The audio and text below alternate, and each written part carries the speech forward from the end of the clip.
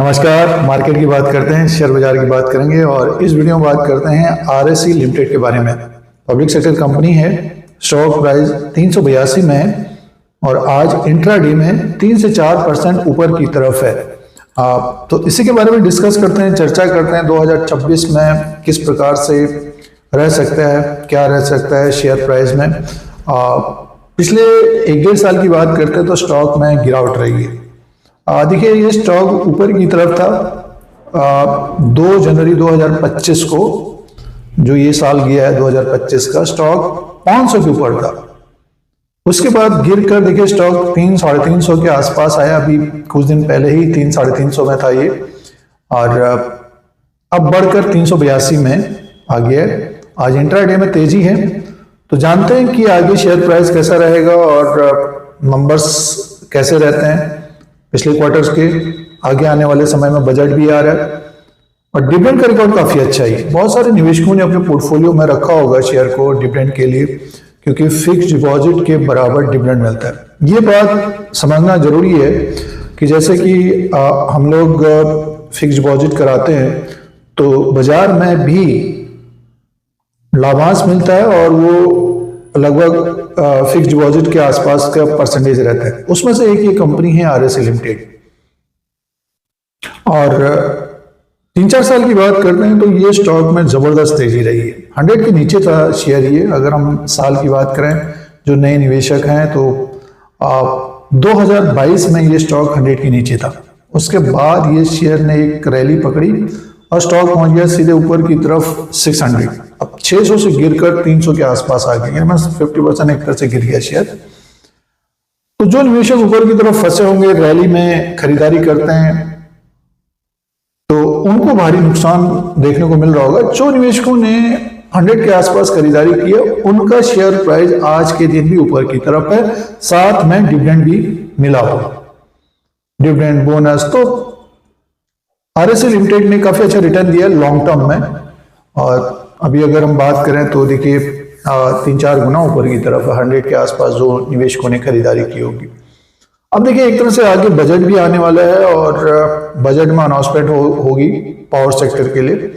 तो RSC limited का काम, जैसे देखिए, ये ग्रामीण विद्युतीकरण निगम लिमिटेड है आरएससी लिमिटेड, और इंग्लिश में रूरल इलेक्ट्रिफिकेशन कॉर्पोरेशन लिमिटेड।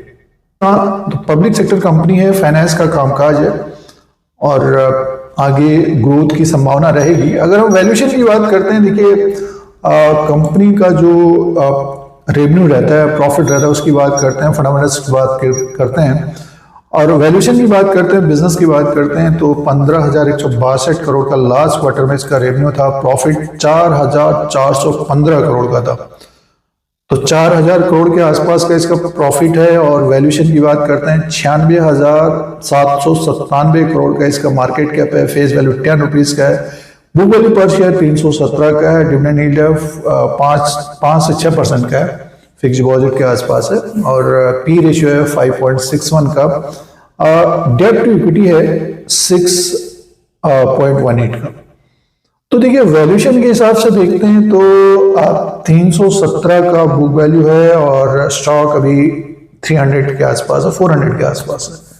तो वैल्यूएशन है, पी रेशियो 5.61 का है। डिविडेंड भी कंपनी देती है, तो इसीलिए देखिए स्टॉक में एक रैली बनी थी, बट प्रॉफिट बुकिंग बड़ी देखने को मिली है। तो जो निवेशक अभी खरीदारी कर रहे हैं या ऊपर की तरफ जिन्होंने लिया है, तो होल्ड करना चाहिए। बजट तक एक रैली बन सकती है। अगर हम शेयर प्राइस की बात करते हैं तो देखिए, बिजनेस के हिसाब से तो वैल्यूएशन है।